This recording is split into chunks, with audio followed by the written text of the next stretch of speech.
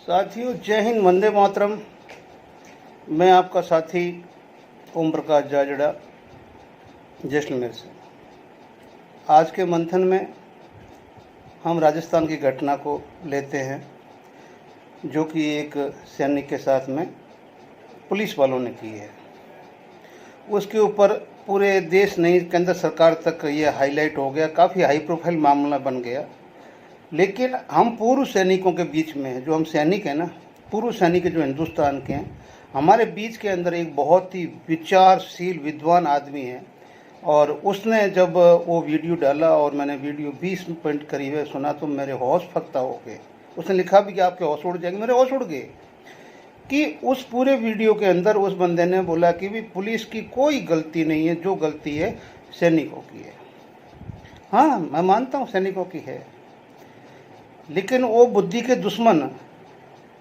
मुझे आज पता चला कि जब मैं तेरे को पहली बार मिला, जब तेरी चाल देखी, तो मैं समझ गया कि यार इसकी जो शरीर का, कमर का ऊपर का हिस्सा अलग काम कर रहा है, नीचे का हिस्सा कुछ अलग काम कर रहा है। तो ये ऐसा क्यों है? आज समझ में आ गया कि वो ऐसा क्यों है।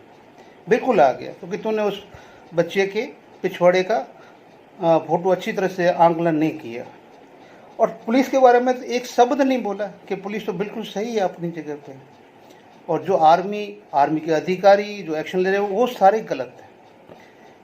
अगर तू छोटा सा कानून जानता, अगर एक लाइन का कानून जानता, ठीक है ना, तो तू शायद ये काम कभी नहीं करता। ठीक है ना, कभी नहीं करता कि डीएसआर के अंदर और मतलब पुलिस रेगुलेशन के अंदर सब जगह पे, ठीक है ना, सब जगह पे मतलब एक चीज़ क्लियर लिखी हुई है कि जब आप किसी सर्विंग सैनिक को गिरफ्तार करोगे तो आपके पास में 24 आवर्स टू 72 आवर्स है। उसके अंदर कई तरह के क्लाउज भी दिए हुए हैं। कौन से क्लाउज के अंदर आपको उसको मजिस्ट्रेट को पेश करना है, कौन से क्लाउज के अंदर मजिस्ट्रेट उसको सेना को हैंड ओवर नहीं करेगा और सेना से और केंद्र सरकार से परमिशन मांगेगा कि उसकी ट्रायल वो खुद चलाए। और डीएसआर में ये भी लिखा है कि केंद्र सरकार और उसके हाथ में 425 पैरा डीएसआर 1 का, उसके अंदर ये प्रोविज़न दिया है कि किस तरह से मजिस्ट्रेट से भी अगर यूनिट का सीओ चाहे तो उसको वहाँ से बेल करवा के अपने यूनिट पर ला के उसका ट्रायल चला सकता है। एनी हाउ, जब तुम्हें पता ही नहीं है कि 24 घंटे के अंदर अंदर नियरेस्ट पुलिस जो आर्मी की है, military CMP, with in 24 hours जो मिनिमम टाइम है, उसके अंदर उनको हैंड ओवर करना था। ये हमारे और उनके दोनों के कानून में लिखा हुआ है, दोनों के कानून में लिखा है, चाहे उसने कोई जुर्म किया है। 3 जुर्म ऐसे हैं जिसके ऊपर केंद्र सरकार, आर्मी और क्लास 1 मजिस्ट्रेट मिलकर फैसला लेते हैं। जहां वो क्राइम हुआ होता है वो होता है मर्डर, देशद्रोह और रैप। ठीक है, लेकिन फिर भी उसके अंदर एक चीज़ की ट्रायल कहाँ चलेगी, ये डिसीजन संयुक्त हिसाब से लिया जाता है। लेकिन तेरे को तो उसके बारे में पता नहीं।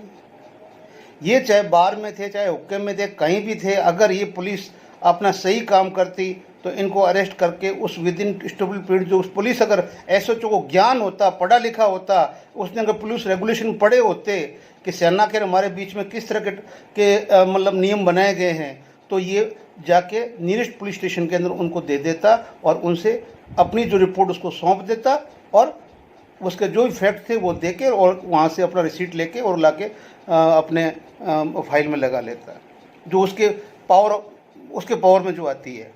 और कोई ज़्यादा कुछ होता तो आगे अपने मजिस्ट्रेट को भी उसको पेश करके और सेना के साथ पास भिजवा सकता था। लेकिन जब पता ही नहीं है आपको, तो आप तो सेना अधिकारियों को, उनको राज्यवर्धन सिंह राठौड़ को, इनको सबको गाली देंगे, क्योंकि आपने भाई देखो सेना में तो नौकरी किया नहीं है। अगर सेना में अगर तू कम से कम सेना की दाल 20 साल भी पी लेता तो भी तू उसकी वफादार होता। तूने न तो सेना का नमक खाया, नाम नमक निशान तेरे अंदर है ही नहीं बिल्कुल ही, तो तू सेना का कहाँ से होगा? आज 13 महीने से सैनिकों को एक प्लेटफॉर्म पर नहीं आने दे रहा है, तो वो तेरा झंडा ऊंचा है भाई। 15 अगस्त को तू एक अलग से झंडा लगाना, कम से कम 50-60 फीट लंबा और मतलब वो ऊंचा, कि मैंने देश के सैनिकों को एक नहीं होने दिया, ये मेरी उपलब्धि है। ठीक है ना, मैंने अपने इतने व्यूअर बढ़ा लिए और मेरा यूट्यूब चैनल मेरे को इतनी इनकम आराम से देना, मेरी 1% में कोई फ़र्क नहीं पड़ने वाला। लेकिन जो मैंने प्रॉमिस किया हुआ है एजेंसियों को, मैं बोलता हूँ एजेंसियों को कि मैं ये काम नहीं होने दूंगा, तो वहाँ की भी जो इनकम मेरी है सब मिला के मुझे अच्छा खासा पैकेज मिल जाता है। इसके सिवा तो कुछ नहीं है। तो कभी ये नहीं बोलेगा कि जैसलमेर एडवोकेट ने मेरा नकाब उतार दिया। देशवासियों, मेरा सच्चा नकाब ही है। तू बोलता है कि यूट्यूब में सब झूठ है, यूट्यूब झूठ बोलती, ये है वो है, लेकिन तू अपने पे नहीं लेता कि मैं कितना झूठ बोल रहा हूँ, मैं कितना झूठ बोल रहा हूँ, तो नहीं आएगी। ठीक है ना। तो मैं ये मतलब उम्मीद करता हूँ कि थोड़ी सी शर्म बची होगी ना, तो पहले पढ़ो ये कानून क्या है। इसमें इस लॉजिक में इतना ही था, इनको अरेस्ट किया, इनका जो भी था वो सारा विवरण अपनी डेली डायरी में लिखते, ठीक है ना, और जो इनका कंप्यूटर अथॉरिटी डिप्टी था, डिप्टी से परमिशन लेते और उस परमिशन लेटर के साथ में नियरेस्ट सेना पुलिस स्टेशन जो है, सेना पुलिस स्टेशन के अंदर जाके इनको हैंड ओवर कर देते और सिविल की धारा ये लगा देते, आर्मी एक्ट वो लगा देते और ये सारे के सारे पनिशमेंट खाते। तो मैं कानून हाथ लेने के लिए मतलब ये किसी ने नहीं बोला है पुलिस को कि वो मतलब इस तरह से उसको पीटेगा कि मतलब जो हमने देखा वो दुखद है। तो मैं तेरे को क्या समझाऊँ, तेरे में तो कुछ है ही नहीं, मैं समझा के क्यों अपनी एनर्जी बर्बाद करूँ, मैं आगे बढ़ता हूँ।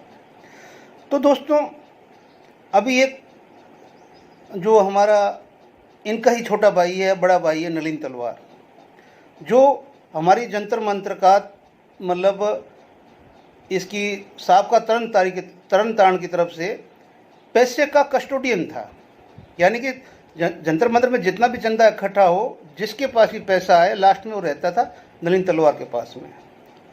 और जब इनकी आपस में लड़ाई हुई तो लड़ाई के बाद में इन्होंने तरन तारण के ऊपर आरोप लगाए, उनको सबको चोर चोर चोर चोर बोला। तो उन्होंने मतलब जितने भी यूट्यूबर थे, ये थे वो थे, सारे अपने डॉक्यूमेंट उनको देके और इसको क्लियर कर दिया कि भाई हमने कुछ नहीं किया, हमारा सारा पैसा का कस्टोडियन नलिन तलवार था। और वो अभी तक अंडरग्राउंड है और आज उसने मतलब एक वीडियो है जो साझा किया, उसके ऊपर उसका जेल एंड कंट्रोल जो उसने अपना नाम रखा हुआ है उसके ऊपर लिखा हुआ है। तो मैं भाई चलो अभी जहाँ कहीं भी सकुशल है ये बंदा, लेकिन इसमें ये इतनी हिम्मत नहीं है कि इतना सब कुछ ही जब एफईए पे आप आरोप लगा रहे थे तो एफई नहीं बोला भाई हम भी अपना 5 आदमी का डेलीगेशन जंतर मंत्र भेज देंगे और जितना हिसाब किताब जंतर मंत्र का है लोगों के बीच में रख देंगे।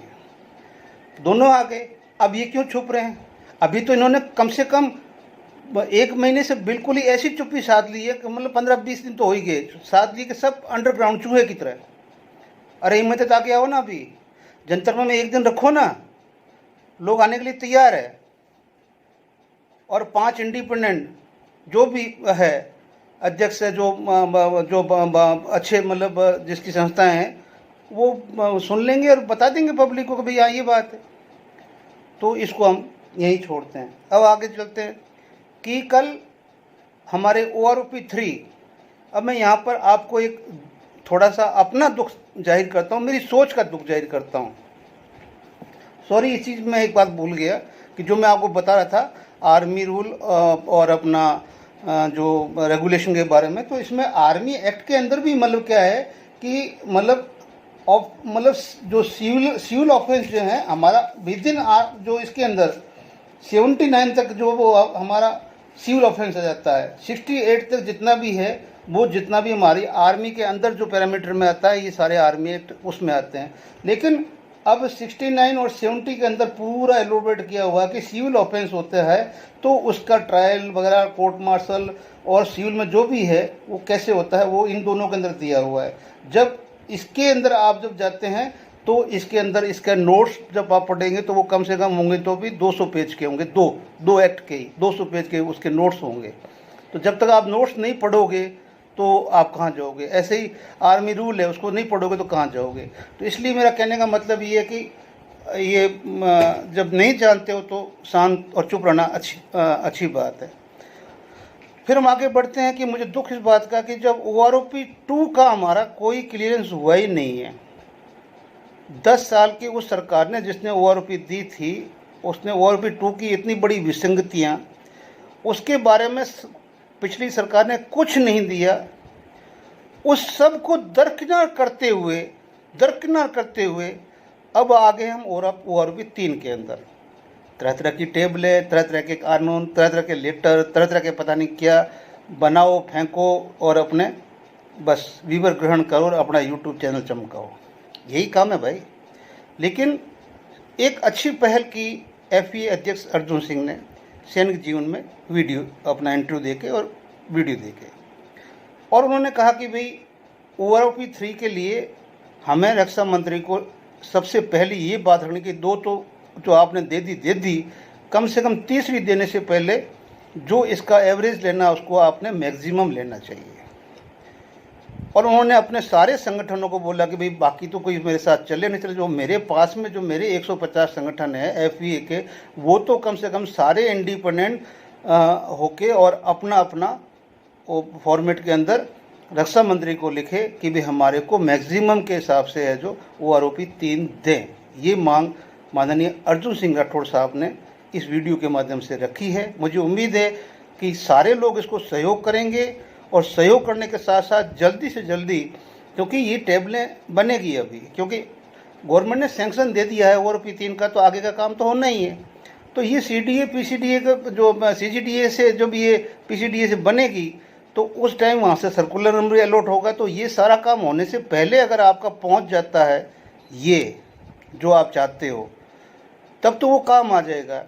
जब एक बार टेबल बन गई और वो पास हो गई, और पास होके और सर्कुलर नंबर के साथ में DSW के अंदर वापस आ गई, ठीक है ना, तो फिर तो कुछ बचा ही नहीं है। फिर आप उसके अंदर फिर वो आपके लिए आगे के 5 साल आंदोलन के सिवा कुछ नहीं है, जो ये बैठे हुए इंतजार कर रहे हैं अपनी दुकानों के मसाले के लिए। तो अगर आपको ये करना है तो इसके अंदर जितनी जल्दी हो सके आपको करना पड़ेगा, ये है। तीसरा, भाई सरजीत पंजाब से, बहुत अच्छी बात है, तेरे पास में गेट्समैन काफ़ी है, और मोगा के जो गेट्समैन के जो अध्यक्ष है उस संस्था के, वो तेरे साथ में है। तो वेलकम टू जंतर मंतर, आओ तुम।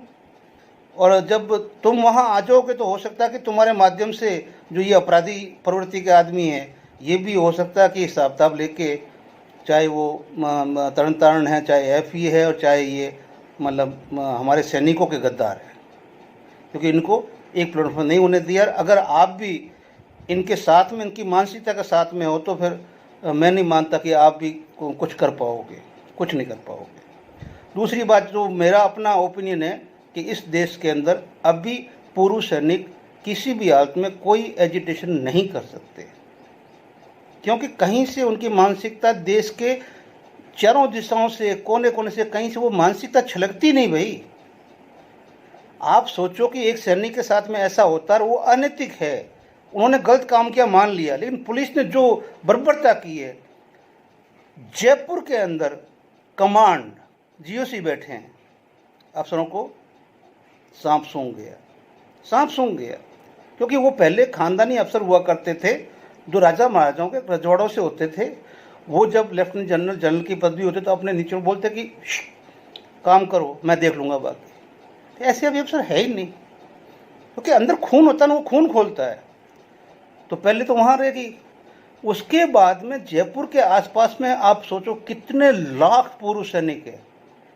जैसे ही ये अगर मान लो दूसरे दिन वायरल हो गई थी, अखबार में आ गई थी, तो उन सैनिकों को जाके उस पुलिस स्टेशन के ऊपर ये चीज़ करनी थी कि वो पुलिस स्टेशन या जो राजस्थान की पुलिस भागती भागती सीधी राष्ट्रपति के चरणों में जाती कि ये हमने सेना के विरुद्ध काम किया है, हमें माफ़ कर दो, बख्श दो। लेकिन पूर्व सैनिकों ने ऐसा नहीं किया।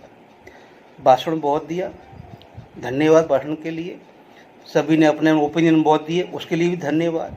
अखबारों में छपाए, उसके लिए भी धन्यवाद।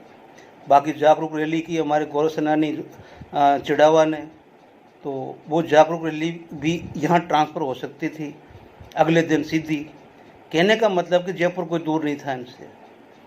तो ये भी मैं मानता हूँ कि जो हमारा शेखावत जी जो यूट्यूब चलाते हैं, रविंद्र अपना शेखावत, वो उसने सही कहा है कि जब हमारे डंडा फंसता है तब हम चिल्लाते हैं, जब तक है तो तू तेरी जान मैं मेरी जान। मैं उसकी बात से मैं सहमत हूँ।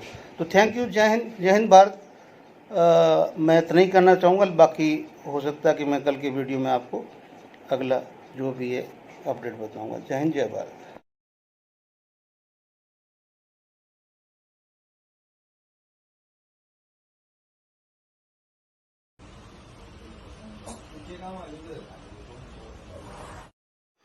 जी हाँ साथियों, जयपुर में जिस जवान के साथ में बहुत ही जो गंदा खेल खेला गया पुलिस के द्वारा, उसमें कोई भी कार्रवाई करने से पहले ये एक देश का बहुत ही होनहार नवयुवक और देश का बहुत ही मतलब विचारशील और इतनी ज्ञान रखने वाला बंदा, जिसमें आप देख रहे हैं कपिल फौजी सैलानी जहार, ठीक है ना, 4308, ये कल 9 घंटे जब हो गए तब तक देख चुके थे। तो इस बंदे के वीडियो को देखकर ही राजस्थान सरकार या केंद्र सरकार को कोई स्टेप लेना चाहिए। जब तक इसको न देखें तब तक कोई अगर स्टेप लेंगे तो पुलिस वालों के साथ अन्याय होगा, पुलिस वालों के साथ, ठीक है ना। और इन्होंने कई सेना पे खुद पे प्रश्न उठाए हैं कि वहाँ सेना को क्या करना चाहिए। जय हिंद, जय भारत। आप इस बंदे का वीडियो देख के मतलब आप पब्लिक मत देखिए, मैं गवर्नमेंट को बोल रहा हूँ कि अगर मेरा वीडियो पहुँचेगा तो इस क्लिप को थोड़ा ध्यान से देख के और गवर्नमेंट ऐसे ही स्टेप उठाए जैसे ये भाई साहब कह रहे हैं। साथियों, इसमें देख सकते हैं कि ये सैनिक जीवन का वीडियो है और रक्षा मंत्री जी को ज्ञापन देने की घोषणा और मुलाकात की तैयारी, ओवरऑल में सुधार और एवरेज में मैक्सिमम से पेंशन फिक्स करने की अनुरोध किया जाएगा। और इसमें अर्जुन सिंह जी राठौड़ का इंटरव्यू और कैप्टन भदौरिया जी का विश्लेषण है, आप लोग देखें। और जितना जल्दी हो सकेगा शायद ये जो प्रोसीजर है और रक्षा मंत्री तक पहुंचाया जाएगा कि ओआरओपी 3 के अंदर जो फिक्सेशन होने जा रहा है वो मिनिमम से नहीं मैक्सिमम के एवरेज से होना चाहिए। Thank you. जय हिंद, जय भारत। साहब, दीवान जी ने ये भी वीडियो डाल दिया है कि अभी और पैसा लेंगे और ऐसे दुकानें खुली हुई है। दीवान सिंह जी, आप वीडियो अच्छा डालते हैं, लेकिन आपको नहीं पता है कि इंडिविजुअल और ग्रुप के अंदर कितना फ़र्क होता है। इंडिविजुअल जाके 20,000 देगा तब जाके वो केस लड़ पाएगा, और अगर हम ग्रुपिज्म में दे देते हैं तो 2, 2.5, 3,000 रुपये अपना पार्ट देने के बाद में जिस लिस्ट में आपका नाम हो जाएगा तो जब भी फैसला होगा तो आपके भी साथ में आपको प्रॉफिट मिल जाएगा। क्योंकि एफटी से तो इंडिविजुअली होना है, तो फिर बाद में आपको 20,000 देना है, उससे अच्छा आप 2, 2,500 रुपये दे दो। तो इसमें दिक्कत कहाँ है? जिसको केस करना है, हाँ, नहीं करना वो बात अलग है। जय हिंद। ये gel and spray pest control ने पोस्ट डाली है। युवा प्रधान सरजीत सिंह ने पंजाब में फिर मीटिंग और आगे की बनाई रणनीति। तो ये और कोई नहीं है, हमारे बड़े भाई साहब ही है या छोटे भाई साहब ही है, नलिन जी। तो इसका मतलब ये सब जहाँ पर भी ये सकुशल है, अंडरग्राउंड है। क्योंकि अब जब तक ये अपना, क्योंकि ये मतलब एक कस्टोडियन थे जंतर मंतर के सारे पैसे का, जो साबका संघर्ष कमेटी ने इकट्ठा किया था और वो सब इनको दिया गया था। चाहे वो 7 महीने जो चला आंदोलन, 7-8 महीने का जो साबका का पैसा था वो इनके पास था, और इनके ऊपर आंदोलन और यही आरोप है कि ये वो पैसे लेके अंडरग्राउंड हो गए हैं और ये साबका संघर्ष कमेटी पूरा लगा रही है। जो इनके साथी कपिल ने लगाया था उसको साबका ने पूरी पब्लिक के सामने क्लियर कर दिया गया है।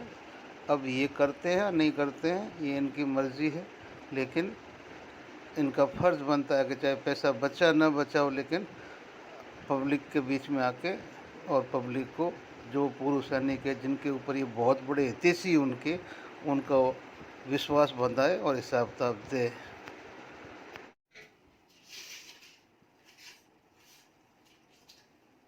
ये 71 वालों को, 3 मेडलों वालों को ये 15 लाख दिलाने के लिए हमारे दीवान सिंह जी भी आ चुके हैं सामने। और दीवान सिंह जी को मैंने एक कमेंट लिखा था कि 71 के बाद सभी विड्रॉ कर दिया गया था और ये तीनों मेडल है। पर रोना ये है कि सुप्रीम कोर्ट के आदेश के बावजूद भी सरकार 12,000 रुपये पर मंथ इनको पेंशन भी नहीं दे रही है और 9,000 नहीं दे रही है। तो जो हमारे जितने भी बचे हुए सैनिक हैं उनका क्या होगा और कितने बच्चे हैं ये। तो जो 12,000 पेंशन नहीं दे सकती, वो 15 लाख क्या खाक देगी। लेकिन इनको तो अपना धंधा बिजनेस चमकाना है, चमकाइए भाई। जय हिंद। साथियों, हाल ही पिछले एक दिन में पहले ये चिड़ावा में पूर्व सैनिकों, गौरव सेनानियों ने एक बहुत अच्छी रैली निकाली, जो कि मतलब जागरूकता रैली थी। और ये आप देख रहे हैं, इसमें भारत माता की छवि दिखाई गई है, ठीक है ना। और उसके साथ में ये 330 फीट तिरंगे के साथ में ये कार्यक्रम किया गया। जय हिंद, जय भारत।